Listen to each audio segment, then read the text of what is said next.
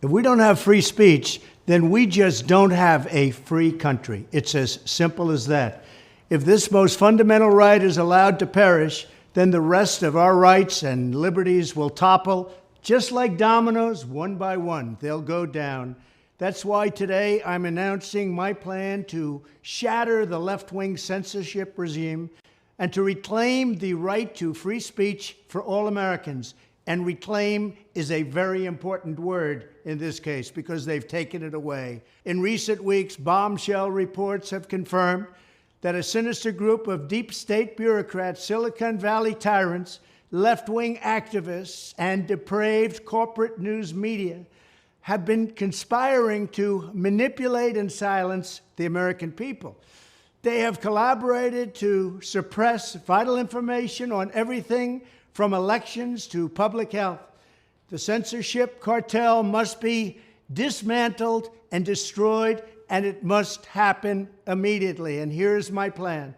First, within hours of my inauguration, I will sign an executive order banning any federal department or agency from colluding with any organization, business, or person to censor, limit, categorize, or impede the lawful speech of American citizens.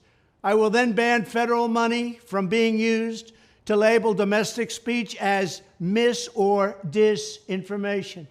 And I will begin the process of identifying and firing every federal bureaucrat who has engaged in domestic censorship, directly or indirectly, whether they are the Department of Homeland Security, the Department of Health, Human Services, the FBI, the DOJ, no matter who they are. Second, I will order the Department of Justice to investigate all parties involved in the new online censorship regime, which is absolutely destructive and terrible, and to aggressively prosecute any and all crimes identified.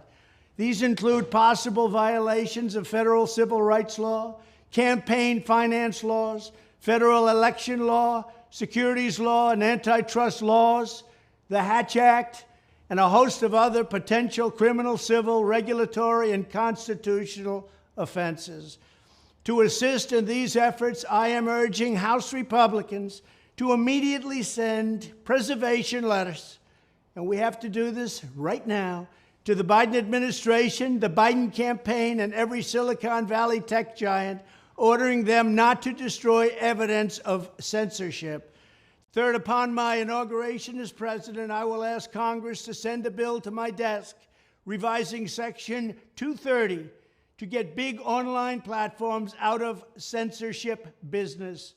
From now on, digital platforms should only qualify for immunity protection under Section 230 if they meet high standards of neutrality, transparency, fairness, and non-discrimination. We should require these platforms to increase their efforts to take down unlawful content such as child exploitation and promoting terrorism, while dramatically curtailing their power to arbitrarily restrict lawful speech. Fourth, we need to break up the entire toxic censorship industry that has arisen under the false guise of tackling so-called mis- and disinformation. The federal government should immediately stop funding all nonprofits and academic programs that support this authoritarian project. If any U.S. university is discovered to have engaged in censorship activities or election interferences in the past, such as flagging social media content for removal of blacklisting, those universities should lose federal research dollars and federal student loan support for a period of 5 years and maybe more. We should also enact new laws laying out clear criminal penalties for federal bureaucrats who partner with private entities to do an end run around the Constitution and deprive Americans of their First, Fourth, and Fifth Amendment rights. In other words, deprive them of their vote. And once you lose those elections, and once you lose your borders like we have, you no longer have a country. Furthermore, to confront the problems of major platforms being infiltrated by legions of former deep staters and intelligence officials, there should be a 7-year cooling-off period before any employee of the FBI, CIA, NSA, DNI, DHS, or DOD is allowed to take a job at a company possessing vast quantities of U.S. user data. Fifth, the time has finally come for Congress to pass a digital Bill of Rights.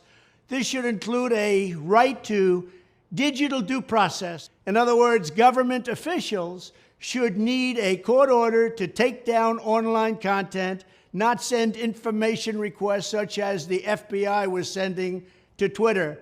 Furthermore, when users of big online platforms have their content or accounts removed, throttled, shadow banned, or otherwise restricted, no matter what name they use, they should have the right to be informed that it's happening, the right to a specific explanation of the reason why, and the right to a timely appeal.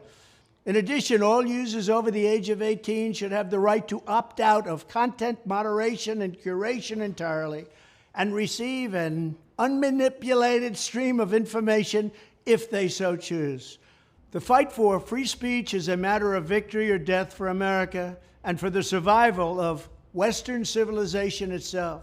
When I am president, this whole rotten system of censorship and information control will be ripped out of the system at large.